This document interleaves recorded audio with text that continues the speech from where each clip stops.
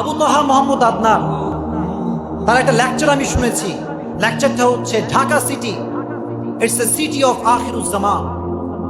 এই বক্তব্যটা ছিল এরকম যে ঢাকা যে শহরটা, এটা হচ্ছে শেষ জামানার শহর। কোন জামানার শহর?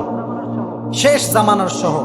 তার এই বক্তব্যের সাথে আমি পরিমনির এই ঘটনার পরিপূর্ণ মিল পেয়েছি। বলেন আলহামদুলিল্লাহ, পরিপূর্ণ মিল পেয়েছি, কাকতালীয় একটা মিল। কারণ আবু তাহা মোহাম্মদ আদনান সে যে বক্তব্য দিয়েছিল, Dhaka city it's the city of Akhiruzzaman, সে এই বক্তব্যে বলেছিল যে ঢাকা শহর আপনি তাকান, যে শেষ জামানার শহরে যে সমস্ত আলামত, যে সমস্ত সাইন, এই সব ঢাকা শহরের ভিতরে আছে না নাই? বিজি, সবাই বিজি। ঢাকা শহরের সবাই they are leading super busy life. তারা এমন একটা লাইফ লিড করছে যে লাইফের কোন থামাথামি নাই, সবাই ব্যস্ত। সেই শহরে মদ খাওয়া, জেনা করা, জুয়া বেচা, জুয়া খেলা, ইটস এ কমন ফ্যাক্ট। কিছু মনে করে না তারা এইসব বিষয়গুলোকে। টিভিতে আপনি দেখেন, পাবেন আদনানের বক্তব্যের প্রত্যেকটা মিল আপনি ঢাকা শহরে পাবেন। সে বলেছিল দ্য সিটি অফ আখিরুজ্জামান যেটা হবে, তার ভিতরে জেনাটা খুব সহজ হবে। অবৈধ মেলামেশা, girlfriend boyfriend, it will be very easy in the city of Akhiruzzaman. খুব সহজ হবে বিষয়গুলো। আপনি আজকে তাকান, সংসদেও এ বিষয়ে কথা হয়েছে। ঢাকার বোর্ড ক্লাব, খবর মনে আপনারা দেখেন নাই? ঢাকার বোর্ড ক্লাব 3 তলা বিশিষ্ট একটা ভবন, যেখানে 1 তলা বসার জায়গা, 2 তলা মদ খাওয়ার জায়গা, আর 3 তলা আপনি যাকে ইচ্ছা তাকে নিয়ে ভাড়া করে থাকতে পারবেন। নাউযুবিল্লাহ বলবেন না? City of Akhiruzzaman. এখানে লাইসেন্সধারী মদ বিক্রি করা হয়। আমার কাছে শুধু এতটুকু অবাক লাগে যে মদের ক্ষেত্রে আবার লাইসেন্স শব্দ কোত্থেকে আসে? কথা বুঝতে পারেন নাই? লাইসেন্স আবার কি? মদ তো হারাম, ইটস টোটালি হারাম। So what is licence? Licence কই? আপনি পান কোত্থেকে এসব? তো ঢাকা বোর্ড ক্লাবে আমি পড়লাম, আমি যুগান্তরের একটা রিপোর্ট পড়লাম, যেখানে সব ধনাঢ্য ব্যক্তি, বড়লোক, সেলিব্রিটি সবাই এখানে আসে। Because it's a safety place. কোনো ঝামেলা নাই এখানে। আপনি আসবেন, খাবেন, দাবেন, ঘুরবেন, কোনো সমস্যা আপনার হবে না। এমনকি মানুষের নিরাপত্তা নিশ্চিত করার জন্য এখানে সিসিটিভি ক্যামেরা নাই, যে আপনি কিছু করবেন, ভেতরে গিয়ে খাবেন, এটা ভাইরাল হয়ে যাবে এমন কোনো আশঙ্কা করে নাই। আবার এইখানকার মেম্বার যদি আপনি হতে চান, এই সর্বনাশ, আমার মুসলিম সব অ্যাক্টিভ এখানে। 50 লক্ষ, 10 লক্ষ, 20 লক্ষ, 30 লক্ষ টাকা আপনাকে দেওয়া হবে। আবার ভাগ আছে, সেকশন আছে। পার্মানেন্ট মেম্বার, মাঝে মাঝে আসবে এমন মেম্বার, এককালীন member. Could you imagine that? যে বাংলাদেশটা কোথায়? বাংলাদেশটা আসলে কোথায় আজকে? মদের লাইসেন্স দেওয়া আছে, জেনা করবে এটা লাইসেন্স দেওয়া আছে। নাউযুবিল্লাহ বলবেন না? যারা লাইসেন্স দিচ্ছে তারা কি জানে না এটা হারাম? জানে কি জানে না? তারা জানে। City of Akhiruzzaman. এই যে পরিমণি, এই পরিমণি ঘটনা ঘটেছে বাংলাদেশে কোথায় বলেন তো? ঢাকায়। এই মেয়েটা, তার বিরুদ্ধে নেগেটিভ কোনো কমেন্ট করার প্রয়োজন আমার নাই, আমি মনেও করি না এটা। আমি বলি যে এই সমস্ত নারীরা হচ্ছে সর্বশেষ জামানার নারী। কথা ঠিক? এদের কার্যকলাপ, এরা জেনাকে এমন ভাবে প্রমোট করছে, এরা মদ খাওয়াকে, হারাম কাজ করাকে এমন ভাবে প্রমোট করছে, সবাই মনে করছে it's a very very easy. মানুষটাকে সহজ মনে করছে। লিভ টুগেদার করা, একটা বিয়ে করে ভেঙে আরেকটা বিয়ে করা, আরেকটা ভেঙে আরেকটা বিয়ে করা, ভেরি সিম্পল। এই যে আদনান যা বলেছিল, the city of Akhiruzzaman, the Dhaka it's the city of Akhiruzzaman. কারণ এখানে আপনি জেনা পাবেন, আপনি এখানে মদ পাবেন, এখানে আপনি সুদ পাবেন, এবং এমন ভাবে আপনি পাবেন যেখানে কোনো বাধা আপনার থাকবে না। The city of Akhiruzzaman. এজন্য আদনানের কথার সাথে পরিমণির ঘটনার একটা মিল আমরা পেলাম কি পেলাম না? এজন্য ঢাকা শহর সিটি অফ আখিরুজ্জামান। আল্লাহ যেন আমাদের সবাইকে এই সমস্ত ফিতনা থেকে বাঁচিয়ে দেব না, আমিন। কিন্তু যারা এই কথাগুলো বলে, ভালো করে শোনেন আমার মুসল্লিরা, ভালো করে শোনেন কথা কিন্তু বলবো আজকে। রাজনৈতিক কোনো কথা আমি বলবো না, রাষ্ট্রবিরোধী কথা আমি বলবো না, সরকার বিরোধী কথা আমি বলবো, যা বলবো বাস্তব বলবো। শোনেন, এই যে আবু তাহা মোহাম্মদ আদনান, আমার ভাইটা কোথায় আছে কে বলতে পারবেন? কোথায় গেল সে? তার দোষটা আসলে কি? তার দোষটা কি আমি তো খুঁজে পাচ্ছি না দোষটা। সে প্রায় 10টা বছর ক্রিকেট খেলেছে, 10টা বছর ক্রিকেট খেলেছে। সে একজন জেনারেল লাইনের মানুষ।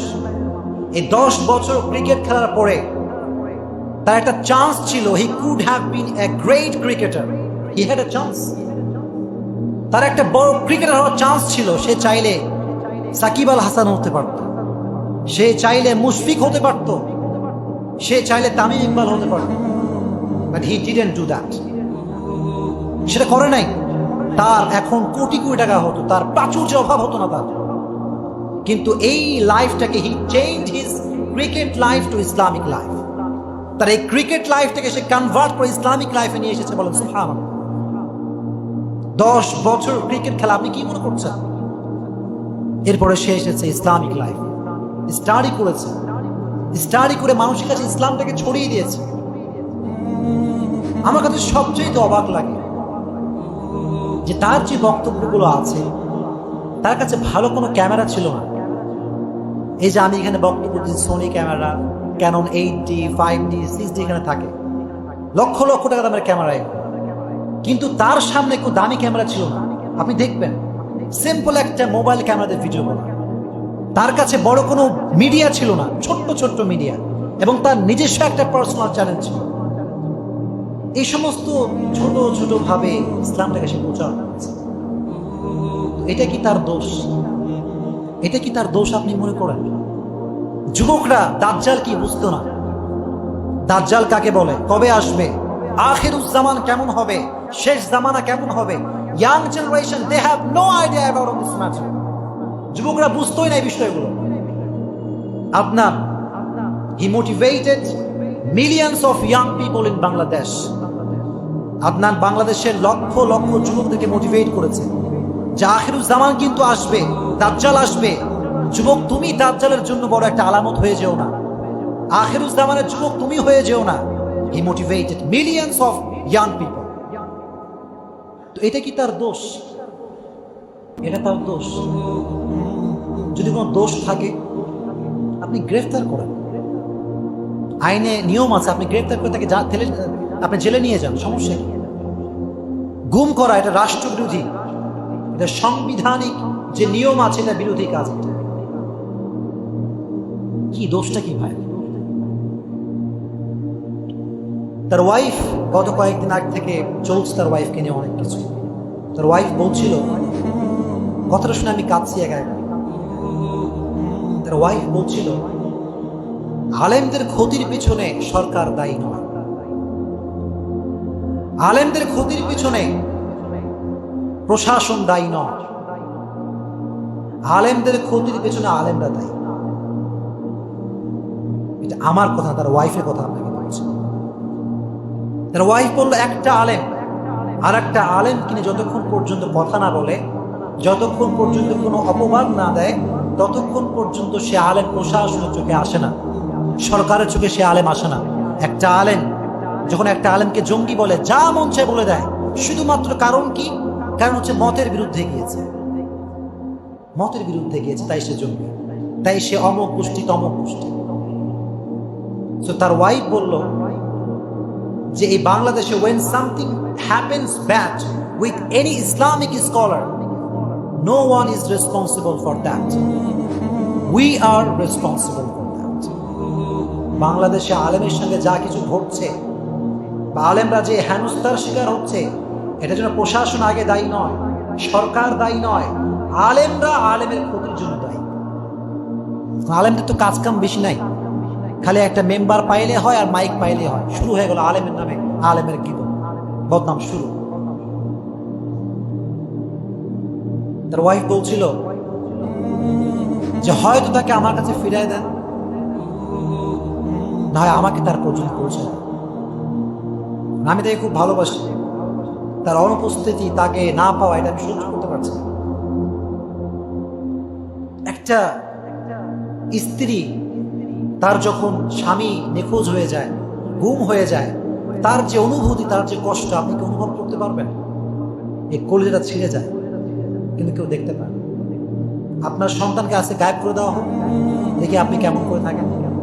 আপনার ওয়াইফকে গায়েব করে দেওয়া হোক, দেখি আপনি কেমন করে থাকেন। তা আমরা যাবো কোথায়? এই যে আমি এই মসজিদের খতিব, আমি এই যে কথাগুলো বলছি, আমি কোন রাজনৈতিক কথা বলেছি? বলেন, কথা বলেছি রাজনৈতিক কোনো কথা? রাষ্ট্রবিধি কোনো কথা বলেছি?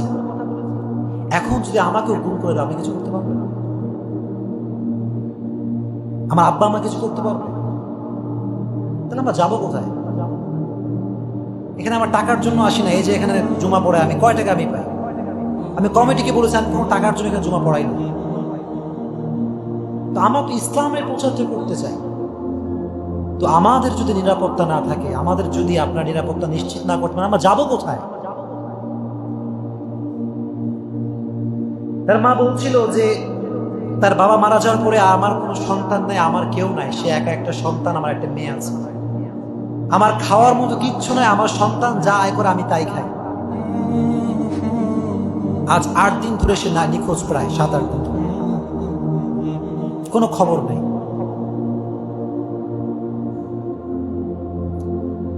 আল্লাহ আমাদের সবাইকে, সমস্ত আলেমদেরকে জুলুম থেকে বাঁচিয়ে দিক, বলেন আমিন। একটা কথা শোনেন, আবু তাহমদ আদনান বলতো, ইউ ক্যান কিল পিপল, তুই মানুষকে হত্যা করতে পারবা, কেন you can't kill the truth. তুই মানুষকে হত্যা করতে পারো, but you can't kill the truth. তুমি সত্যকে হত্যা করতে পারবে না। সত্যকে হত্যা করা যাবে? মানুষকে আপনি মারেন, কাটেন, জেলে দেন, অত্যাচার করেন, জুলুম করেন, যা ইচ্ছা আপনি করেন, কিন্তু সত্য এটা একদিন প্রকাশিত হবে। চিল্লায় বলেন ঠিক কিনা? প্রকাশ হবে এটা। আমি প্রশাসনকে দায়ী করি নাই, সরকারকে আমি দায়ী করি নাই। আমি বলছি স্বাধীন রাষ্ট্রে একজন নাগরিক হিসেবে, একজন খতিব হিসেবে, আমরা সবাই মুসল্লিন ইকরাম হিসেবে আবু তাহা মোহাম্মদ আদনানের খোঁজ আমরা চাই। আমরা চাই কি চাই না? আমরা চাই তার অপরাধ থাকলে তাকে জেলে দেন, আইনের ব্যবস্থাকে নিয়ে আসেন, কিন্তু নিখোঁজ তাকে রাখবেন না। আল্লাহ আমাদের ভাইটাকে পরিপূর্ণ নিরাপদ করে আমাদের মাঝে ফিরিয়ে দিক, বলেন আমিন। আল্লাহ আমাদের সবাইকে ইসলামের জন্য কবুল করুক, বলেন আমিন।